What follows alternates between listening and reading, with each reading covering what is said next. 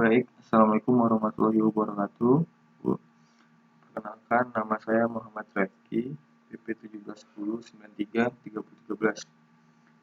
Saya akan menjelaskan mengenai pembahasan ujian tengah semester pada mata kuliah data mining. Pembahasan pertama yaitu kenapa data perlu di pre-processing. Jelaskan prosesnya. Kenapa? Karena data di dunia nyata ini sebagian besarnya ialah data mentah yang kotor.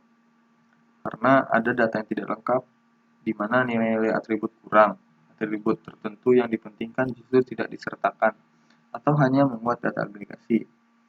Nah, yang kedua itu data noisy, yang memuat error atau memuat outliers, di mana data yang secara nyata berbeda dengan data-data yang lain. Yang ketiga yaitu data tidak konsisten, data yang memuat perbedaan dalam kode atau nama. Nah, maka dari itu pentingnya melakukan data pre-processing karena data yang tidak berkualitas akan menghasilkan kualitas mining yang tidak baik. Nah, solusinya yaitu pre-processing data dapat membantu memperbaiki presisi dan kinerja data mining sehingga mencegah kesalahan di dalam data mining. Prosesnya ada 4. Pertama, pembersihan data, integrasi data yang kedua, ketiga, transformasi data, dan terakhir adalah reduksi data atau pengurangan data. Pembersihan data itu meliputi mengisi nilai-nilai yang hilang, mengenali outliers, dan menghapuskan noisy data, memecahkan redundansi yang disebabkan oleh integrasi data, serta memperbaiki konsistenan data. Yang kedua, selanjutnya integrasi data, mengkombinasikan data dari banyak sumber ke dalam suatu simpanan terpadu. Nah, proses selanjutnya yaitu transformasi data atau normalisasi dan agregasi. Yang terakhir adalah proses reduksi data, di mana di situ kita mengurangi ukuran dataset, tapi menghasilkan hasil analitis yang hampir sama. Yang kedua adalah pembahasan penyajian data umur, di mana umur tersebut dimulai dari umur 13 sampai umur 70. Nah, di sini kita akan membahas mainnya, median, modus, midrange, kuartil 1, kuartil 3, 5 buah data utama dan subplotnya. Ya, pembahasan pertama, Mainnya itu didapatkan dari nilai rata-rata, di mana 809 dibagi 27. 809 merupakan penjumlahan dari keseluruhan data dibagi dengan jumlah data atau banyaknya data. Dan didapatkan hasilnya itu 29,963. Nilai tengahnya atau median kita dapatkan dari jumlah data ditambah 1, banyaknya data, maksud saya 27, dan dibagi dengan 2. Dapatkan hasilnya itu 14. Modusnya kita dapatkan di umur 25 dan 35 dengan frekuensi sebanyak 4. Midrange-nya didapatkan dari nilai atau data maksimal dengan nilai yang maksimal dan data yang memiliki nilai minimum 70 dan 13 dibagi 2. Hasilnya adalah 41,5.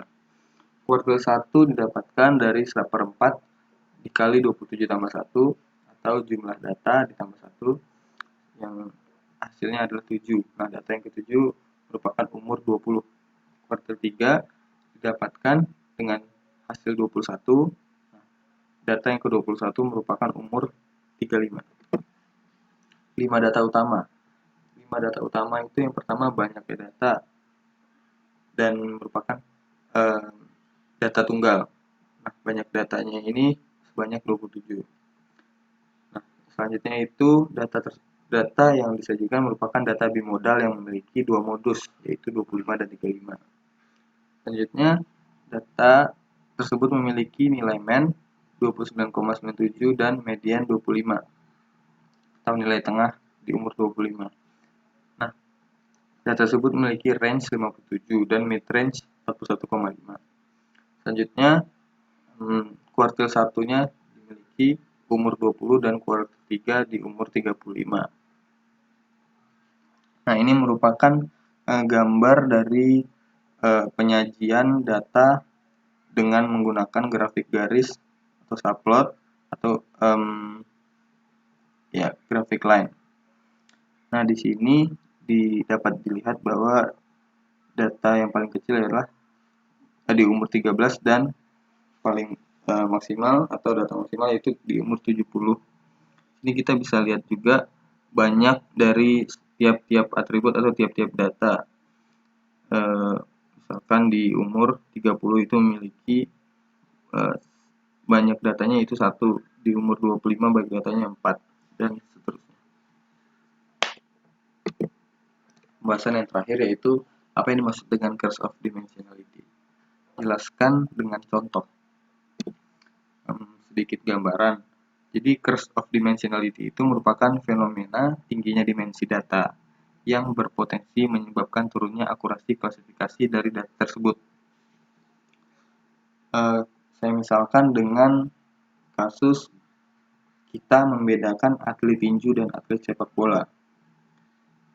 Nah, misalnya saja, untuk membedakan atlet tinju dan atlet sepak bola, selain berat, nih atributnya, selain berat, tinggi, terus mungkin kalau kita tambahkan observasi seperti bahu, mungkin lingkar perut, dan berbagai informasi yang mungkin bisa kita cari, itu akan memudahkan kita dalam mengklasifikasinya apakah dia atlet tinju ataupun atlet sepak bola.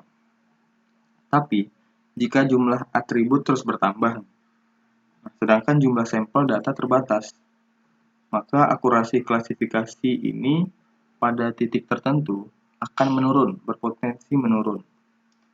Nah, fenomena inilah yang kita namakan curse of dimensionality. Baik, sekian penjelasan dari saya terkait pembahasan soal ujian tengah semester pada mata kuliah data mining. Saya mohon maaf apabila ada kekurangan. Wabillahi taufiq wal hidayah. Wassalamualaikum warahmatullahi wabarakatuh. Terima kasih, Bu.